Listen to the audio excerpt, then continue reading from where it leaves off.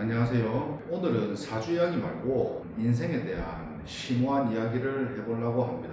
우리 인간이 살아감에 있어서 이거에 대해 많은 분들이 말하기를 인생은 즐겁다, 인생은 고통이다, 또 죽지 못해 산다, 태어났으니까 그냥 산다, 어차피 살 거 즐겁게 살자, 매사 긍정적으로 살자, 또 부정적으로 사는 거는 좋지 않다 등등 인생, 즉 삶에 대한 각자의 정의와 시각은 너무나도 다양합니다. 여러분들도 여러분들 각자가 생각하는 각각의 인생관이 모두 다르지 않겠습니까? 제가 생각하는 세상을 산다는 것은 참으로 고통스러운 일이라고 봅니다. 경우에 따라서는 간혹 행복한 일이 있기도 하지만 금세 다시 고통스러워지고, 그렇게 고통스러움을 잘 참고 견디면서 그렇게 지내다 보면 또 다른 행복한 일이 생기겠지만, 머지않아 약속이나 한 듯이 곧 고통스러움이 시작됩니다. 어떨 때는 꿈처럼 그런 행복한 시간들이 이상하리만큼 길어질 때도 있습니다. 하지만 결국은 또다시 고통스러워지게 됩니다. 너무 행복할 때에는 이 행복이 끝나지 않기를 바라며 이 행복의 영원을 꿈꾸면서도 한편으로는 그 고통스러움이 곧 찾아올 텐데 라며 내심 애써 그렇게 걱정을 합니다. 그러다 보면 머지않아 결국 그 고통스러움이 또 반드시 찾아오게 됩니다. 끝까지 행복할 것 같았고 영원할 것처럼 그랬지만 세상은 나에게 그것은 임마 네 착각이야 라는 것을 반드시 느끼게 해줍니다. 이것이 제가 바라보는, 제가 생각하는 그런 우리의 인생, 즉 삶입니다. 제가 바라보는 이 세상을 살아가는 분들의 대부분의 인생은 이런 과정의 반복입니다. 태어남과 동시에 자라고, 공부하고, 일하고, 늙고, 나중에는 결국 병들어 죽게 되는데, 이런 걸 겪어 나가는 것 자체가 고통입니다.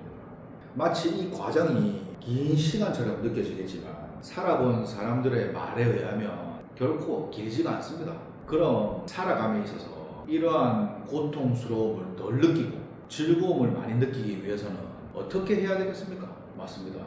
이 고통을 즐길 줄 알아야 됩니다. 그 즐기는 고통 속에서 행복함과 쾌락, 나아가서는 향락을 찾아야 됩니다. 그 방법을 터득한 자에게 우리 인생은 더욱 큰 쾌락과 더욱 긴 시간의 행복함을 줄 겁니다. 저는 아직 그 방법을 완전하게 터득을 하지 못했기 때문에 여전히 오늘도 그렇게 고통스럽습니다. 하지만 지금의 고통은 예전과는 좀 다른 고통입니다. 제가 느끼는 고통의 유형이 다른 것은 아니고 그 고통의 강도가 예전보다는 훨씬 낮습니다만 그 고통들은 여전하므로 저는 매일 이 고통스러움 속에서 뭔가를 찾고 있습니다. 그 고통을 느끼는 강도를 더 낮추기 위해서 말입니다. 그럼 저는 뭐를 찾고 있을까요? 오래전에 제가 찾은 것 중에 좋은 게 하나 있는데 그게 뭘까요? 한번 맞춰보십시오. 여러분들이 짐작 가는 게 있습니까? 바로 이 사주명리학입니다. 근데 이제는 제가 또 다른 것을 찾고 있습니다. 찾고 있는데 이번에는 제가 과연 뭘 찾게 될지 저도 궁금합니다. 아직 저도 그게 뭔지 모릅니다. 어쨌든 저는 제 인생의 이 혹독한 고통스러움 속에서 명리학, 즉 사주학을 찾게 되었고 결국 이 사주명리를 배우게 되었으며 그러므로 이 사주명리를 알게 되었기에 저는 지금 예전의 저보다는 덜 고통스럽다고 생각하며 살고 있습니다. 아주 행복하진 않지만 그래도 견딜만 합니다. 그러나 견딜 만한 수준으로는 제가 안 될 것 같아서 이 행복한 시간을 더 늘리기 위해서 오늘도 이 고통 속을 헤매면서 그 무언가를 찾고 있는 중입니다. 반드시 찾아야 됩니다. 찾고야 말 겁니다. 오래전에 이 사주명리를 찾아냈던 것처럼 말입니다.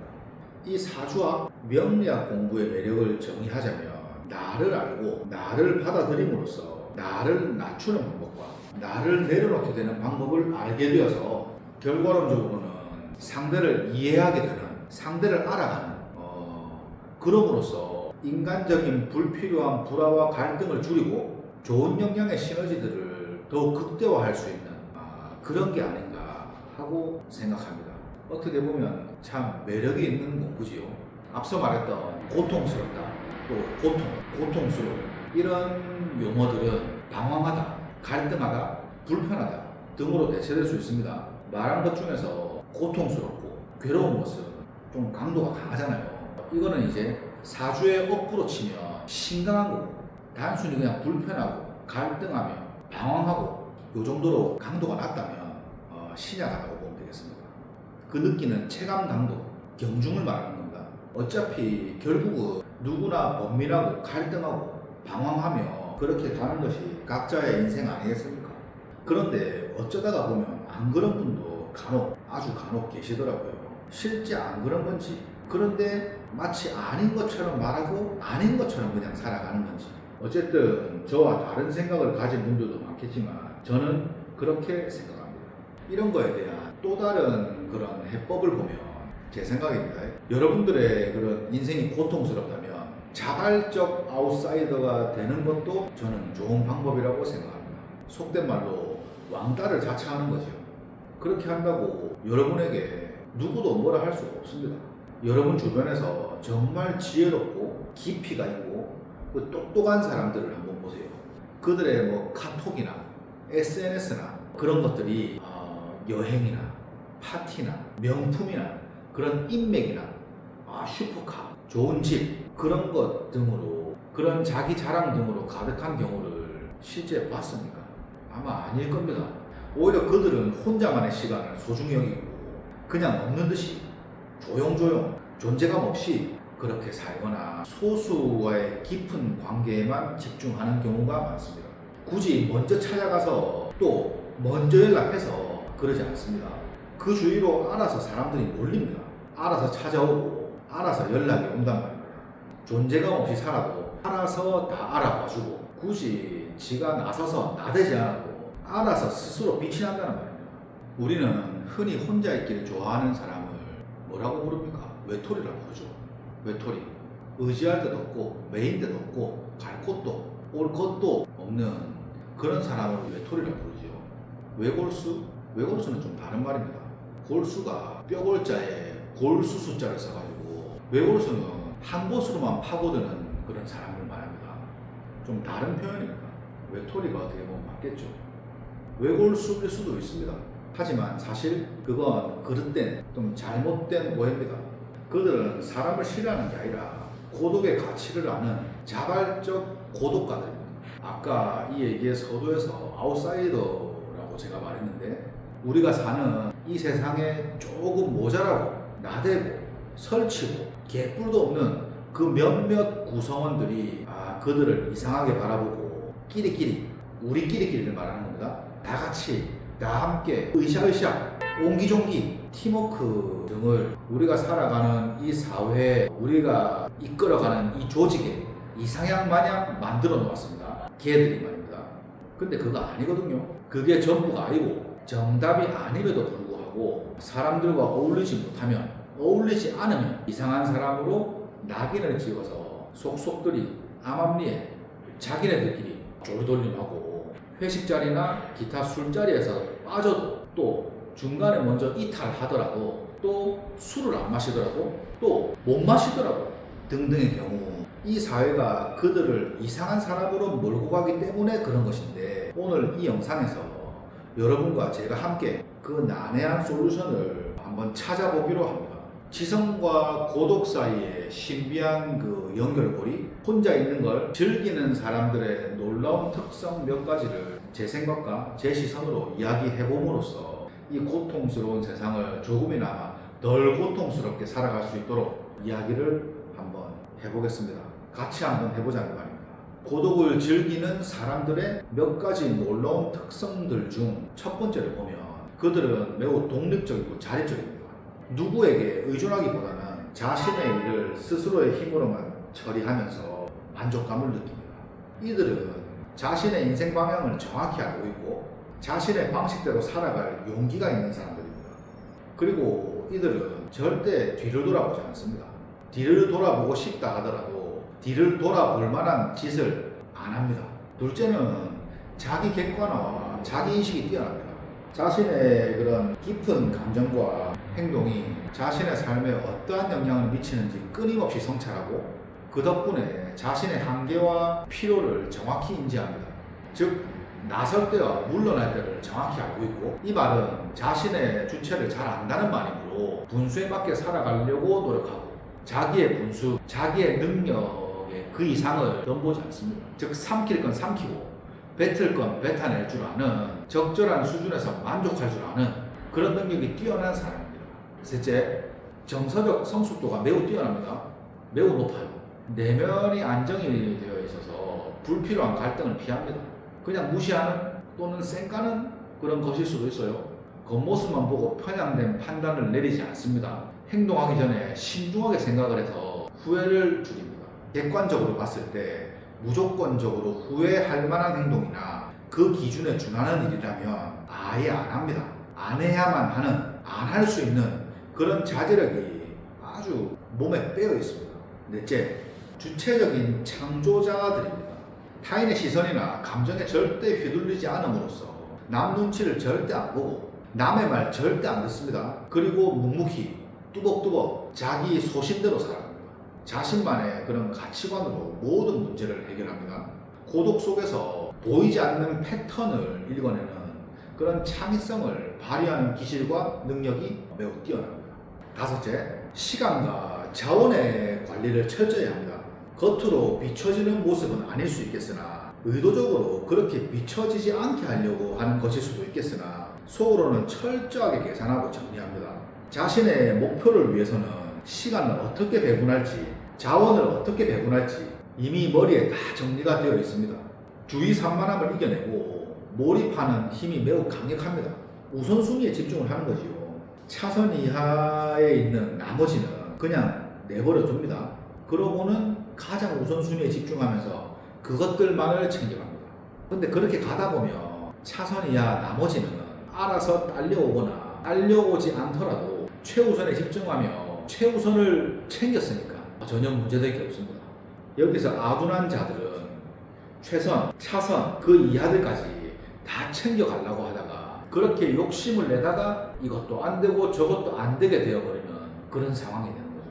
이런 사례들이 정말 많습니다. 가장 안타까운 경우입니다만 이런 분에게는 말을 해줘도 대개는 수긍하지 못합니다. 아니 안 합니다. 팔자를 못 비키고 타고난 팔자대로 그냥 사는 거죠. 목구멍까지 차 있는 그 욕심이 아마도 문제이지 않나 그런 생각을 들게 합니다. 결국 아무것도 남는 것이 없을 건데 당사자는 옆에서 말을 해줘도 절대 그걸 모릅니다. 답답합니다. 시간과 자원 관리를 철저히 해야 됩니다. 여섯째, 스스로 즐겁게 할 줄 압니다. 즐거워할 줄도 알고 즐겁게 할 줄 압니다. 혼자 있으면 심심할 거라는 거는 편견입니다. 이들은 풍성한 내면 세계, 다양한 관심사 그런 것들 덕분에 동반자 없이도 유익한 시간을 보냅니다. 그러기 위해서는 어디에 집중할 수 있는 무언가가 있으면 더욱 좋겠지요. 그게 뭔지는 각자가 찾아야 됩니다. 저에게는 이 사주 공부, 명리 공부, 또 강의, 상담, 유튜브 등들이 제가 집중할 만한 무언가에 속한다면 여러분은 어디에 집중할 것인지를 여러분 스스로가 답을 찾아야 됩니다. 저는 사실 아주 즐겁지만은 않습니다만 어쩔 수 없이 이 상황을 즐기는 거죠. 그래야 제가 이거를 잘할 수 있고 또 이걸로 잘 될 수 있으므로 그럴 수밖에 없다고 생각하며 그냥 그렇게 하는 겁니다. 하고 싶은 거, 누구나 재미있는 거 그런 것 등으로 즐겁게 하면 안 되고 반드시 해야만 하는, 안 하면 안 되는 그런 것들로 즐거울 수 없다면 또 즐겁지 못하다면 또 무의미하게 무미건조하게 시간을 보내다가 또 아까 말했던 고통스러운 시간에 도달하게 될 겁니다. 이거를 찾아야 됩니다. 일곱째, 높은 직업의식을 가집니다. 단순히 일을 쳐내는 게 아니라 진심을 담아서 완벽하게 해내려고 노력을 해야 됩니다. 그 집중력이 결과의 차이를 만들기 때문입니다. 이 모든 것은 자신을 위한 것이 남을 위한 게 아닙니다. 하지만 몇몇 바보들은 굳이 안 해도 될 일을 자신이 아닌 남의 비위를 맞추기 위해서 자신을 갈아 넣는다거나 그렇게 함으로써 남에게 관심을 구하고 바라며 이게 관종이지요. 생각만 해도 답답합니다. 그로 인해 억지 인정을 받으려고 하는 얄팍하고 멍청한 그런 짓을 하는 경우가 많은데 이거 안 해야 됩니다. 그렇게 해본들 대개의 사람들은 고마운 줄 모르는 경우가 대부분입니다.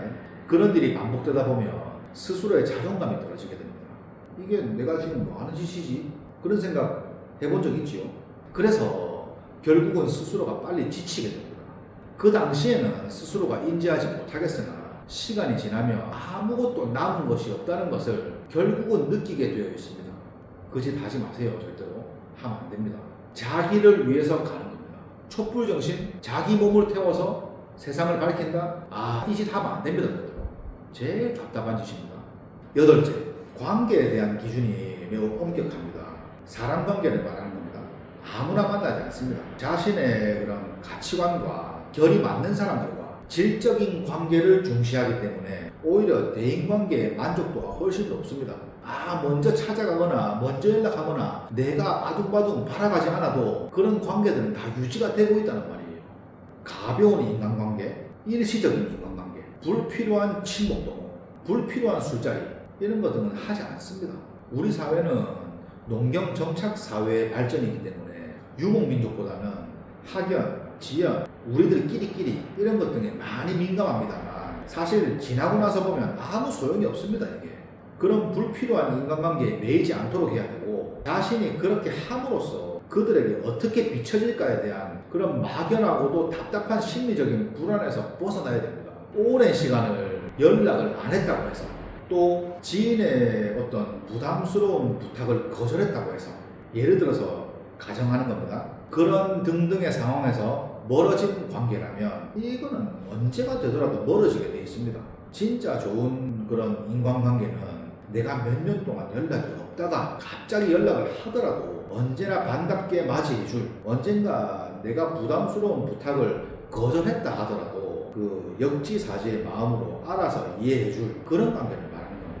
절대 그 연락에 그런 관계에 집착하지 마세요. 남을 사람은 어차피 남게 되고 갈 사람은 내가 어떻게 해주든 갑니다. 내가 굳이 막 이렇게 해줌으로써 절대 상대에게 그런 걸 구하면 안 됩니다. 참 답답한 짓입니다. 혼자서도 갈 수 있는 힘을 키워야 된단 말이에요. 직장에서도 일 잘하는 놈들은 아무리 그래도 어떻게든 미워도 데리고 간단 말이에요. 그런 사람이 되어야 됩니다. 아홉째, 직관력과 통찰력이 매우 뛰어납니다. 조용히 관찰하는 시간이 많기 때문에 인간의 그런 본질과 상황의 흐름을 꿰뚫어보는 힘이 남다르기 때문에 눈치 또는 직관이 매우 빠르고 또 그들은 멀리 봅니다. 그래서 많은 사람들이 이들에게 조언을 구하고 참고하며 그렇기 때문에 남들이 쉽게 보거나 함부로 대하지 않습니다. 이런 사람들을 말입니다. 그리고 뭐 굳이 하나 더 이야기하자면 마지막 10번째는 자신의 행동에 책임을 집니다. 남 탓이나 자기 연민에 빠지지 않고 실수를 했다면 깔끔하게 그 실수를 인정합니다.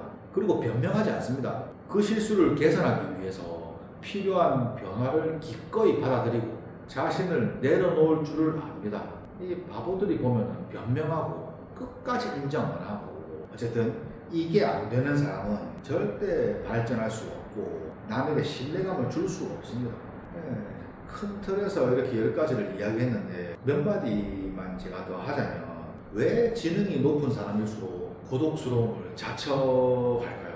지능이 높은 사람이라고 이야기를 하니까 좀 어폐는 있습니다만 그래도 나는 그들의 지능이 보편적인 그런 일반인들의 지능보다는 나는 높다고 봅니다. 고대 그리스의 아리스토텔레스 철학자 잘 알죠? 그분도 혼자서 충분한 존재는 짐승이거나 신이나 둘 중에 하나라고 얘기했습니다. 지적으로 발달할수록 타인에 대한 의존도가 낮아진다는 말입니다. 이게 또 언젠가 했던 그 영국 심리학회 그런 연구에 따르면 IQ가 높은 사람일수록 잦은 사교 활동에서 느끼는 행복함이 오히려 낮다고 하는 그런 연구 결과도 있습니다. 여러분들이 잘 아는 쇼펜하우어 그분은 이거를 그 고슴도치 딜레마로 설명했어요. 추위를 피하려고 붙으면 붙을수록 가시에 서로가 찔리듯이 예민한 지능을 가진 이들은 이런 피상적인 관계의 피로감을 피하기 위해서 적당한 거리를 선택하는 것이라고 설명했습니다. 피상적이라는 말은 본질 즉 내면보다는 겉으로 나타나는 모습 또는 그런 현상에만 집중하는 것을 말하는 겁니다. 니체 역시 많이 들어봤지요? 고독은 창조의 필수 조건이라 했습니다. 프랑스 철학자 파스칼은 인간의 모든 불행은 가만히 혼자 방구석에 조용하게 앉아있지 못하는 데서 비롯된다고 말했습니다. 대부분의 사람들은 혼자 있으면 불안하거나 외롭다고 느끼지만 지적 수준이 높은 사람들은 오히려 그 시간을 통해서 자신의 내면을 탐구하고 새로운 아이디어를 발전시킵니다. 우리가 하는 사주 공부, 명리학 공부도 마찬가지입니다. 제가 지난번 영상에서 말했듯이 혼자서 방구석에서 머리를 싸매고 고독과 싸워본 경험의 그런 시간들을 겪은 사람과 그렇지 못한 사람의 내공과 발전 속도는 차이가 날 것이라고 말입니다. 저를 포함한 여러분들에게 고독은 두려움의 대상이 아니라 같이 성장할 수 있는 그런 기회입니다. 그렇다면 우리는 이렇게 똑똑한 사람들처럼 어떻게 고독을 잘 활용해서 더 깊이 있는 삶을 살 수 있을까를 생각해 봐야 됩니다. 가장 중요한 것은 어떻게 잘 즐기며 행복한 도구로 삼느냐가 우리가 살아가는 인생, 즉 삶이 덜 고통스러울지 더 고통스러울지를 결정하는 가장 큰 이유가 될 것입니다. 여러분들, 외로움은 타인이 없어서 느끼는 고통이지만 고독은 혼자 있는 즐거움입니다. 이 둘의 구분이 매우 중요하고 외로움과 고독은 완전히 다른 것입니다. 이 고통을 즐기면 즐길수록 인생의 고통스러움은 훨씬 덜해질 겁니다.